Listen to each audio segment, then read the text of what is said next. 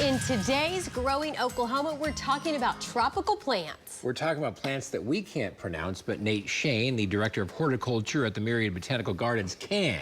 So take it away, Nate. What do we got here? Oh, so the last couple of times I was here, I talked about orchids. So I wanted to talk about another big plant that we have in the conservatory, a big family of plants. So these are all, this is the bromeliad family, Bromeliaceae, all different kinds of bromeliads. And as you can see, not so much a lot of flowers, but they're still really colorful. Yeah. And it's a big family. Like I said, there's about 3,700 species.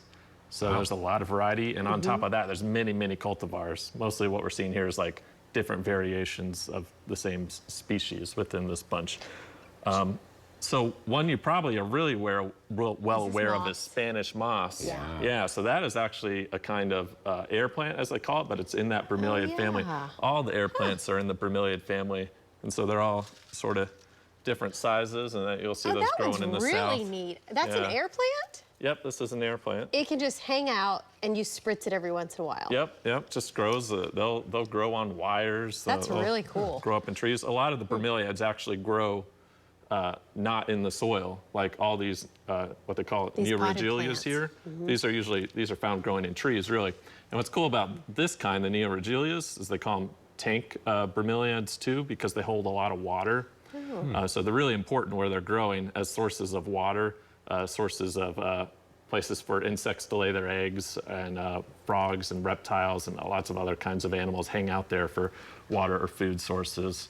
And then we have really ornamental flowering ones, like these gosmanias here are really popular for their flowers. Look at this one. Yeah, and that's a really wild flowering one of those. Looks like an animal right there. The flowers aren't even open yet, like but you can see large that. insect in there. Yeah, there's some cobalt blue flowers there. What's the conditions for these to thrive? Explain that. Yeah, easy to grow in your house. Don't mind those conditions.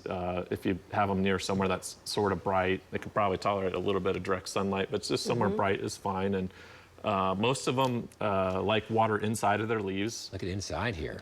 You guys got quite the setup. Yeah, there's a picture from our bromeliad terrace. You can see a bunch of gosmanias there, and that's completely surrounded by bromeliads, as you can see. But anyway, yeah, they're really easy to take care of in your house.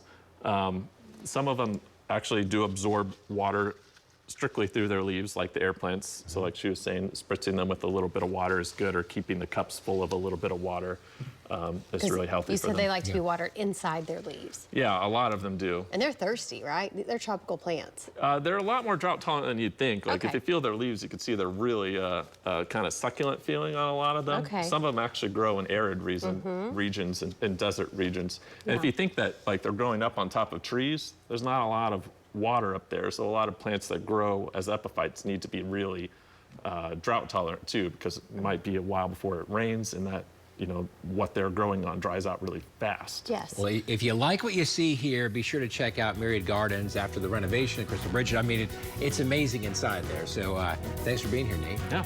We learned a lot once again, and we'll be back after this.